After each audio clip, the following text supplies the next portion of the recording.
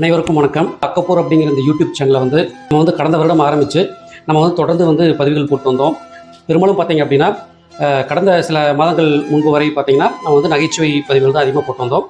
சமீப காலத்தில் நம்ம இந்த சேனலை நம்ம போட்டுட்டு வர பதிவுகள் எல்லாமே பெரும்பாலும் பார்த்தீங்க அப்படின்னா நம்முடைய வாழ்க்கை சார்ந்த பிரச்சனைகள், நம்முடைய சமூகம் சார்ந்த பிரச்சனைகள், இதை பற்றி தான் நம்ம பெரும்பாலும் பேசிட்டு வரோம். பொதுவாக ஒவ்வொருத்தரோட வாழ்க்கையிலையும் அன்றாடம் நம்ம சந்திக்கக்கூடிய பிரச்சனைகள், அதுக்கெல்லாம் எந்த மாதிரி நம்ம அணுகலாம், எந்த மாதிரியான தீர்வுகள் நமக்கு நல்ல வழியை கொடுக்கும், என்னென்ன முறைகளை நம்ம பின்பற்றினா வாழ்க்கையில் வெற்றி அடையலாம், சமூகம் சார்ந்த பிரச்சனைகளை நம்ம எப்படி அணுகிறது, இதை பற்றி எல்லாம் தான் நம்ம பெரும்பாலும் சமீப காலமாக வர்ற பதிவுகளில் நம்ம பேசிட்டு வர்றோம்.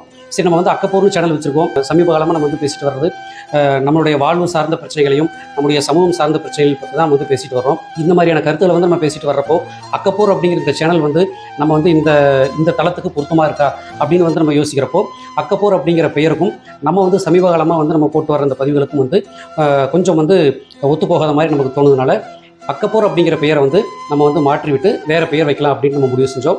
அக்கப்பூர் அப்படிங்கிற நம்மளோட சேனலோட பேரை கதிர் சுப்பு டாக்ஸ் அப்படின்னு நம்ம இப்போ மாற்றிருக்கோம். இன்னையிலிருந்து சேனலோட நேம் கதிர் சுப்பு டாக்ஸ் அப்படின்னு மாறி இருக்குது. இது வரைக்கும் நீங்கள் எல்லோரும் பார்த்தீங்க அப்படின்னா அக்கப்பூர் சேனலுக்கு பெரிய ஆதரவு கொடுத்துட்டு வந்தீங்க.